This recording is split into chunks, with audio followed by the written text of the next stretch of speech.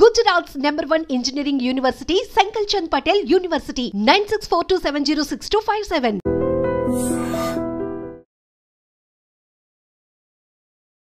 Hi hello నమస్తే welcome back to iDream Media. ఈరోజు మనతో ఉన్నారు 30 ఇయర్స్గా లా ప్రాక్టీస్ చేస్తూ ముఖ్యంగా ఇమిగ్రేషన్ మనకి లాయర్గా ఉన్న రాహుల్ రెడ్డి గారు మనతో ఉన్నారు. ఈ స్టూడెంట్ వీసాకు సంబంధించి ఓపీటీ అండ్ స్టెమ్ ఎక్స్టెన్షన్ గురించి ఈరోజు ఎపిసోడ్లో మాట్లాడబోతున్నారు. మీకు ఏ డౌట్స్ ఉన్నా సరే కామెంట్ సెక్షన్లో మెన్షన్ చేయండి. దానిపై మరిన్ని సిరీస్ ఎపిసోడ్స్ రానున్నాయి. Hi sir. నమస్కారం. బాగున్నారా? బాగున్నాను సార్. How are you? Good good. Sir, ముఖ్యంగా స్టూడెంట్ వీసా మీద ఎవరైతే వెళ్తూ ఉంటారో వాళ్ళు ఇనిషియల్ పీరియడ్లో వాళ్ళకి ఓపీటీ మీద ఇచ్చే ఈ టైం పీరియడ్ అనేది ఏ విధంగా ఉంటుందంటారు? లేటెస్ట్గా దాని మీద ఎటువంటి అప్డేట్స్ రానున్నాయంటారు? ఇప్పుడు నార్మల్గా డిగ్రీ చేసేటప్పుడు కానీ బ్యాచిలర్స్ కానీ మాస్టర్స్ చేయగానే మన పిల్లలు ఎక్కువ మంది మాస్టర్స్ పోతుంటారు కాబట్టి మాస్టర్స్ గురించి ఎక్కువ మాట్లాడదాం. మాస్టర్స్ డిగ్రీ అయిపోయిన తర్వాత వాళ్ళకు ఓపీటీ అని 1 year వర్క్ పర్మిట్ ఇస్తారండి. ఆ వర్క్ పర్మిట్ వచ్చినప్పుడు వాళ్ళు కంపల్సరీ వర్క్ చేయాలన్నట్టు. ఓకే. వాళ్ళకు ఒకవేళ జాబ్ రాకపోతే ఆ ఓపీటీ అనేది క్యాన్సిల్ అవుతుంది. వాళ్ళకు ఒక ట్రాకింగ్ సిస్టమ్ ఉంటుంది, సివిస్ ట్రాకింగ్ సిస్టమ్ అని ఉంటుంది అన్నట్టు. ఆ ట్రాకింగ్ సిస్టంలో వాళ్ళు ఇన్ఫామ్ చేయాలి, మీ ఎంప్లాయర్ ఎవరు, ఎక్కడ ఉంటున్నావు నువ్వు, ఇవన్నీ ఇన్ఫామ్ చేయాలన్నట్టు. అయితే ఆ 1 year పీరియడ్లో 90 days అన్ఎంప్లాయ్మెంట్ అలౌడ్ అండి. 90 days వరకు 90 days without employment 90 days unemployment allowed. ఒకవేళ 91 day కనుక వచ్చింది అనుకోండి, ఖతం, సివిస్ సిస్టమ్ నుంచి వాళ్ళని కిక్ అవుట్ చేసి పడేస్తారు. అంటే అతను F1 వీసా ఖతం అయింది, అక్కడ ఉండటానికి వీల్లేదు, అక్కడ ఓపీటీ అన్నది అతనికి ఇచ్చిన పర్మిట్ కూడా ఆటోమేటిక్గా క్యాన్సిల్ అయిపోతుంది అన్నట్టు. సో ఈ లోపల ఇతను ఎంప్లాయ్మెంట్ తీసుకోవడం కంపల్సరీ అవుతుందండి. సో ఈ లోపు ఎంప్లాయ్మెంట్ వచ్చింది అనుకుందాము, ఆఫ్టర్ 1 year ఆ ఎంప్లాయ్మెంట్ మీద ఎటువంటి ప్రొసీజర్ ఉంటుంది? స్టెమ్ ఎక్స్టెన్షన్ అనేది కంపల్సరీ చేయించుకోవాలి. అసలు స్టెమ్ ఎక్స్టెన్షన్ ఎందుకు చేయించాలంటే? అయితే ఇప్పుడు నార్మల్గా డిగ్రీస్ అక్కడ 2గా డివైడ్ చేస్తారండి. ఒకటేమో స్టెమ్ డిగ్రీ అంటే నార్మల్గా సైన్స్ కానివ్వండి, తర్వాత ఫిజిక్స్ కానీ, మ్యాథ్స్ కానివ్వండి, తర్వాత కంప్యూటర్ సైన్స్, ఇంజనీరింగ్ డిగ్రీస్, ఇవన్నీ స్టెమ్ డిగ్రీస్ అంటారండి. ఓకే.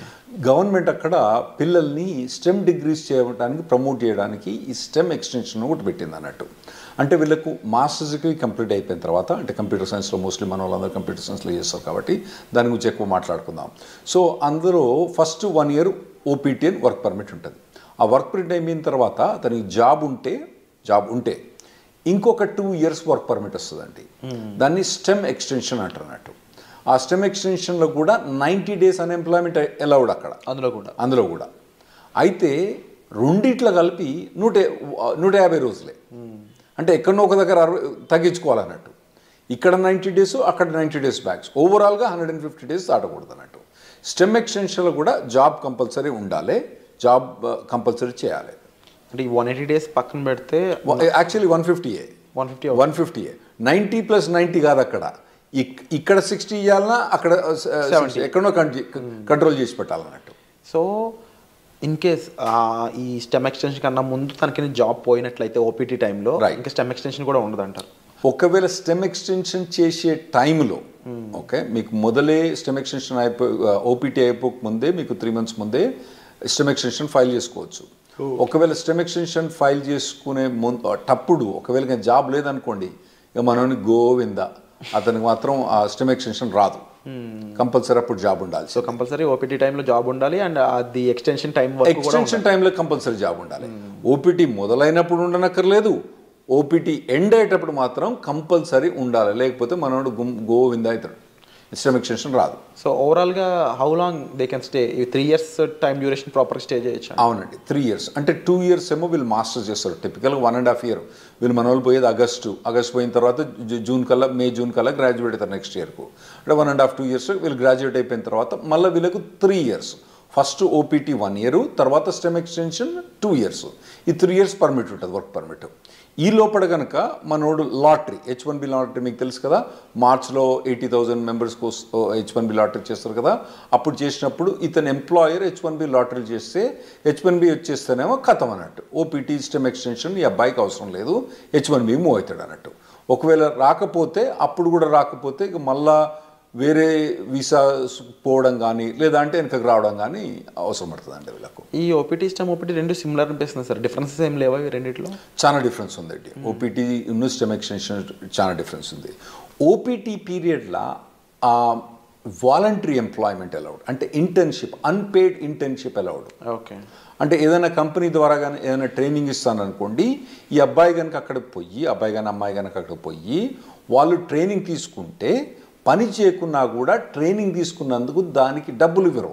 ఎందుకంటే ట్రైనింగ్ ఇచ్చేది ఎక్కువ, డబ్బులు ఎందుకు ఇస్తాడు? ఇవ్వడు కదా. ఇవ్వనప్పుడు కూడా ఇతను ఓపీటీ పీరియడ్లో అక్కడ ట్రైనింగ్ తీసుకుంటే అది ఎంప్లాయ్మెంట్ కింద కౌంట్ అవుతుందండి. ఓకే. అదే స్టెమ్ ఎక్స్టెన్షన్కి వచ్చేటప్పుడు కంపల్సరీ పెయిడ్ ఎంప్లాయ్మెంట్ అన్నది అవసరం. ఓపీటీ పీరియడ్లో ఏమో voluntary or unpaid internship allowed, paid allowed, unpaid allowed. కానీ స్టెమ్ ఎక్స్టెన్షన్కి వచ్చేవాడు కంపల్సరీ పెయిడ్ అలౌడ్ అని, కంపల్సరీ పెయిడ్ ఉండాలి. పెయిడ్ లేకపోతే మనోడు బయటపడాల్సి వస్తుంది అన్నట్టు. ఈ అన్ఎంప్లాయ్మెంట్ రూల్ అనేది ఎలా వర్కౌట్ అవుతుంది ఓపీటీలో కానీ స్టెమ్ ఓపీటీలో కానీ? రైట్. ఇప్పుడు ఓపీటీ ఉన్నప్పుడు నేను చెప్పాను కదండి 90 days. ఓకే, 90 daysలో అంటే ఇతను కనుక ఒక 30 days కనుక సేవ్ చేసుకుంటే మళ్ళీ నెక్స్ట్లో కూడా 90 వాడుకోవచ్చు. అంటే ఇక్కడ 60 వాడుకొని మళ్ళీ నెక్స్ట్ 90 వాడుకుంటే బెటర్. ఓకే, కానీ ఇతనికి 90 days దాకా పర్మిట్ ఉంటుంది అన్నట్టు. సో నార్మల్గా వీళ్ళకి ఇంటర్న్షిప్స్ వస్తాయండి బాగానే. లేకపోయినా కానీ మన చాలా కన్సల్టింగ్ కంపెనీస్ ఏం చేస్తారంటే వీళ్ళని ట్రైనింగ్లో పెడతారు బాగా. అంటే పర్టికులర్గా ఏదైనా పర్టికులర్ టెక్నాలజీ ఉందనుకోండి, ఇప్పుడు ఏఐ అనేది బాగా హాట్ టెక్నాలజీ. ఈ పోరగాళ్ళు ఏం చేస్తారు, ఈ పోరగాళ్ళని తీసుకొని మొత్తం అందరినీ మంచిగా ఒక ట్రైనింగ్ ఇప్పించేసి వాళ్ళకి బాగా పర్టికులర్ దాని మీద ట్రైనింగ్ చేసి ప్లేస్ చేస్తారు. అంటే ఎంప్లాయర్ కూడా లాభం ఉంటుంది, ఎందుకంటే వీళ్ళు ప్లేస్ చేసినప్పుడు వాళ్ళకి వచ్చే డబ్బులలో వాళ్ళ కమిషన్ ఉంటుంది కదా, అది బాగానే వాళ్ళకు ఉంటుంది కాబట్టి అట్లా చాలా. సో ఓపీటీ పీరియడ్ అన్నప్పుడు నార్మల్గా అయితే మన వాళ్ళు ఎవరికి కూడా ఇబ్బంది ఉండకూడదండి. ట్రైనింగ్ బాగానే ఇస్తారు, ట్రైనింగ్ బాగానే ఇచ్చే కంపెనీలు ఉన్నాయి, వీళ్ళు తీసుకునే కంపెనీ. స్టెమ్ ఎక్స్టెన్షన్కి వచ్చేటప్పుడు మాత్రం ఇబ్బంది అయింది. ఎందుకంటే స్టెమ్ ఎక్స్టెన్షన్ మీద ఉన్నప్పుడు పేమెంట్ అన్నది, పెయిడ్ జాబ్ అన్నది ఉండాలి కదా. అప్పుడు పెయిడ్ జాబ్ ఇంకా లేకపోతే మాత్రం మన వాళ్ళకి ఇబ్బంది అవుతుందండి అప్పుడు. సో ఓపీటీలో టైంలో అన్ఎంప్లాయ్మెంట్ అనేది ఉండకూడదు, అట్లీస్ట్ ఇంటర్న్గానే పనిచేసి ఉండాలి. రైట్. లేకపోతే కంపల్సరీ వెనక్కి రావాల్సిందే తప్ప.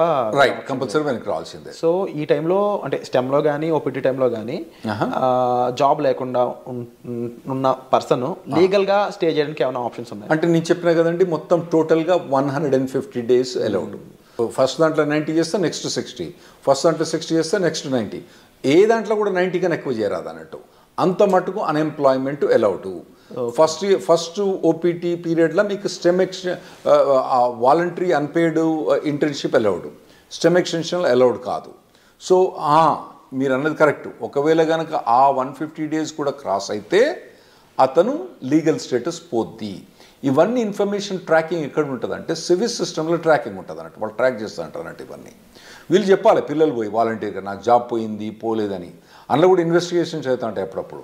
ఒకవేళ మనోడు జాబ్ చేస్తాడనుకోండి, జాబ్ పోయిందనుకోండి, వీడు చెప్పలేదనుకోండి, దెన్ అతనికి ప్రాబ్లం రావచ్చు. ఇంకోటి ఏంటంటే కంపెనీ కూడా ఇన్ఫార్మ్ చేస్తుంది కాలేజ్కి, అరే నాయన మా దగ్గర పనిచేస్తాడు కానీ ఇప్పుడు వీడు మా దగ్గర లేడు అని చెప్పి వాళ్ళు కంపెనీకి ఇన్ఫార్మ్ చేస్తారు, మన యూనివర్సిటీకి ఇన్ఫార్మ్ చేస్తే వీళ్ళని టర్మినేట్ అయిపోతారు అన్నట్టు. సో ఆ పీరియడ్లో ఎంప్లాయ్మెంట్ అనేది చాలా అవసరం అండి. అయితే ఈ స్టెమ్ ఎక్స్టెన్షన్లో 40 hours జాబ్ అవసరం లేదు, 25-30 hours జాబ్ కూడా చేసుకోవచ్చు. ఒకవేళ కనుక అతనికి తక్కువ జాబ్ ఏదైనా దొరికిందనుకోండి, తక్కువ టైంలో దొరికిందనుకోండి, స్టెమ్ ఎక్స్టెన్షన్లో ఆ 25 hours 30 hours కూడా చేసుకోవచ్చు అన్నట్టు. ఇది స్టెమ్ ఎక్స్టెన్షన్. ఫస్ట్ 1 year కాదు, తర్వాత నెక్స్ట్ 2 yearsలో.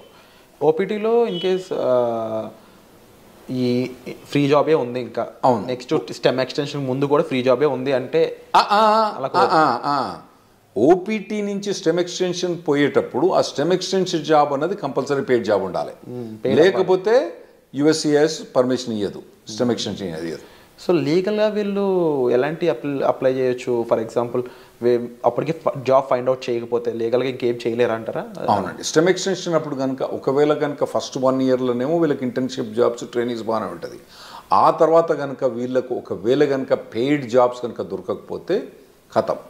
సో వీసా చేంజ్ అవ్వడం లాంటి ప్రొసీజర్ ఏమైనా ఫాలో అవ్వచ్చు? అవునండి. అప్పుడు వాళ్ళు B2కు చేంజ్ ఆఫ్ స్టేటస్ ఫాలో కావచ్చు, లేదంటే మళ్ళీ కాలేజ్ పోయి ఇంకో మాస్టర్స్ డిగ్రీ చేయొచ్చు, మళ్ళీ లేదంటే డాక్టరేట్ డిగ్రీ చేయొచ్చు, లేదంటే వాళ్ళకు ఒకవేళ H4 ఆప్షన్ ఉంటే H4 చేయొచ్చు, లేదా ఇండియాకి రావాలన్నా ఇండియాకి రావచ్చు, లేదా కెనడాకి పోవన్నా కెనడాకి పోవచ్చు. సో అప్పుడప్పుడు మన వాళ్ళు జనాలు వచ్చి చెప్తా అంటారు, నేను 2 మాస్టర్స్ డిగ్రీ చేసినా 3 మాస్టర్స్ డిగ్రీ చేసినా అంటారు. వీళ్ళు ఏంది అక్కడ 2 మాస్టర్స్ డిగ్రీ చేసింది ఎందుకు, ఆడ పోయి వాళ్ళు ఏదో మాస్టర్స్ డిగ్రీ ఇంకో మాస్టర్ డిగ్రీ ఉంటే వాల్యుయేషన్ అని కాదు.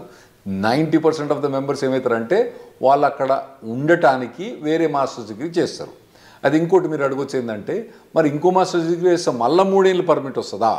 గ్రేస్ పీరియడ్స్ ఎలా ఉంటాయి అసలు? ఒక లెవెల్ ఆఫ్ డిగ్రీకి ఒక ఓపీటీ, ఒక స్టెమ్ ఎక్స్టెన్షన్.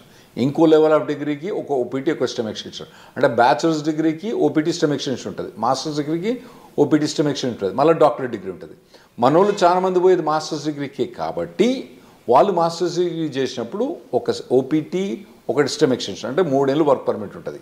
ఈ లోపల కనుక వాళ్ళకు జాబ్ పోతే వాళ్ళు మళ్ళీ వేరే మాస్టర్స్ జాయిన్ అయ్యి మళ్ళీ మాస్టర్స్ తీసుకుంటే మళ్ళీ ఓపీటీ అన్నది రాదు.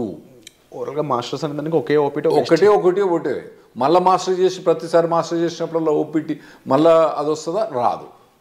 అండ్ ఇన్ కేస్ జాబ్ వచ్చాక జాబ్ ఛాలెంజెస్ అనేవి ఏ విధంగా ఉంటాయి వీళ్ళకి? ఉంటాయండి, జాబ్ ఛాలెంజెస్ బాగా టఫ్గా ఉంటాయి. ఎందుకంటే వీళ్ళు నార్మల్గా కన్సల్టింగ్ కంపెనీ ద్వారా పోతారు కాబట్టి వీళ్ళకి జాబ్ డ్యూటీస్ హెవీగా ఉంటాయి, జాబ్ ఛాలెంజెస్ ఉంటాయి. నేను నార్మల్గా స్టూడెంట్స్కి ఏం చెప్తా అంటే, ఇక్కడ మీరు ఇంజనీరింగ్ చేసేటప్పుడు, ఇండియాలో ఇంజనీరింగ్ చేసేటప్పుడు మీరు ఇంటర్న్షిప్స్ చేయండి. వేరే కంపెనీస్లలో, సాఫ్ట్వేర్ కంపెనీస్లో ఇంటర్న్షిప్ చేయండి. ఇక్కడ నాకు తెలిసి ఇక్కడ చాలా software companies they are ready to take ఈ ఇంటర్న్స్ తీసుకుంటాను రెడీ ఉంటారండి. ఇంటర్న్షిప్ చేయండి, తర్వాత పర్టికులర్గా ఏ సాఫ్ట్వేర్ మీద కానీ ట్రైనింగ్ చేయండి, మోడల్ ప్రాజెక్ట్స్ చేయండి. ఇటువంటి అన్ని మీరు ఫస్ట్ ఇయర్ నుంచి చేసుకుంటే రావాలన్నట్టు. అంటే ఎలాంటి ఇండస్ట్రీస్ మోస్ట్లీ ఓపీటీని స్టెమ్ని ఎక్కువ రిక్రూట్ చేసుకుంటాయంటే? ఇప్పుడంటే మన వాళ్ళందరూ ఐటీలో పోతుండ్రు కాబట్టి ఐటీ ఇండస్ట్రీ గురించి మనకు ఎక్కువ ఉంటాయి. అంటే వేరే ఇండస్ట్రీ అంత మెచ్యూర్ కాలే. ఇప్పుడు వేరే మెకానికల్ ఇంజనీర్ కానీ, సివిల్ ఇంజనీర్ కానీ వీళ్ళకి పోతే వీళ్ళకు ఓపీటీ మీద జాబ్ కానీ, మెకానికల్ ఇంజనీర్ వాటి మీద ఓపీటీ స్టెమిషన్ చాలా కష్టమైంది అబ్బాయిలకు వాళ్ళకు. అదే ఐటీలో పోయిన వాళ్ళకి ఏంటంటే వీళ్ళకి ఒక పాత్వే ఉన్నది ఆల్రెడీ. చాలా మట్టుకు జాబ్ ఆపర్చునిటీస్ బాగానే ఉన్నాయి. కాకపోతే మన పిల్లలు ఏం చేయాలంటే మొదటి నుంచే వీళ్ళు ట్రైన్ కావాలి. ఏదైనా పర్టికులర్ టెక్నాలజీ ఎంచుకొని వీళ్ళు ఫస్ట్ ఇయర్ బ్యాచిలర్స్ డిగ్రీ కానీ, సెకండ్ ఇయర్ బ్యాచిలర్స్ డిగ్రీ కానించి అప్పటి నుంచి ఏదైనా టెక్నాలజీ ఎంచుకొని పోవాలి. తర్వాత ఏంటంటే మధ్యలో టెక్నాలజీ చేంజ్ అయిందనుకోండి, చేంజ్ కావాలి దానికి టెక్నాలజీ. ఎందుకంటే టెక్నాలజీ ఎంత ఫాస్ట్గా చేంజ్ అయిందంటే ఆర్టిఫిషియల్ ఇంటెలిజెన్స్ ఏంటంటే 3 ఏళ్ల కింద దాని పేరేం లేదు, నవిడియా పేరేం లేదు. ఇప్పుడు అది number 1 company in the world అయిపోయింది. సో అట్లా టెక్నాలజీస్ అన్ని ఇప్పుడు అందరూ ఎవ్వరు కూడా ఆర్టిఫిషియల్ ఇంటెలిజెన్స్ అంటున్నారంటూ. అది కొన్ని కంపెనీస్ పనిచేస్తూ చెప్తారు, మాకు అసలు ఆర్టిఫిషియల్ ఇంటెలిజెన్స్ అవసరం లేదు, కానీ మా కంపెనీలో ఎందుకు హైర్ చేస్తున్నారో లేదు, వాడు రెజ్యూమ్ మీద ఆర్టిఫిషియల్ ఇంటెలిజెన్స్ బెటర్, వానికి ఒక ఏదైనా కోర్సు కానీ, ఏదైనా ఒక 5 months ఎంప్లాయ్మెంట్ కానీ, ఇంటర్న్షిప్ కానీ ఉంటే తీసేసుకుంటారు మా దగ్గర అని చెప్తాను వాళ్ళు.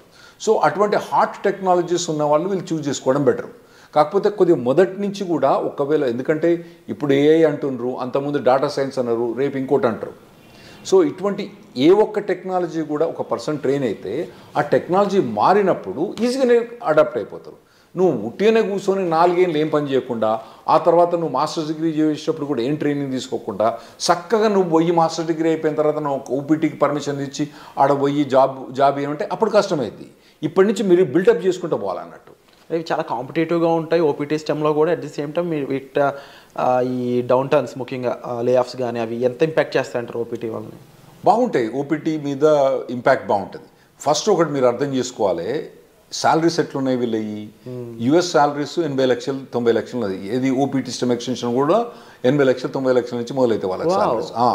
సో మనకి ఇక్కడ ఇండియాలో ఏంది, మీరు పెద్ద పెద్ద కంపెనీలు పోయినా అనుకోండి, అది వెరీ సర్ప్రైజ్. గూగుల్ అటువంటి కంపెనీస్లలో, అంటే నేను పర్టికులర్ గూగుల్ అని చెప్పాను, వేరే కంపెనీస్లో శాలరీ చూస్తే వాళ్ళకి ఏంది నెలకు 30,000, నెలకు 25,000, అంటే దాదాపుగా 4 లక్షలు 5 లక్షల ప్యాకేజ్ కూడా మా ఎక్కువ ఇక్కడ. ఏది ఎంట్రీ లెవెల్లకు అక్కడ 80 లక్షల నుంచి 90 లక్షల దాకా ప్యాకేజ్ ఉంది అక్కడ.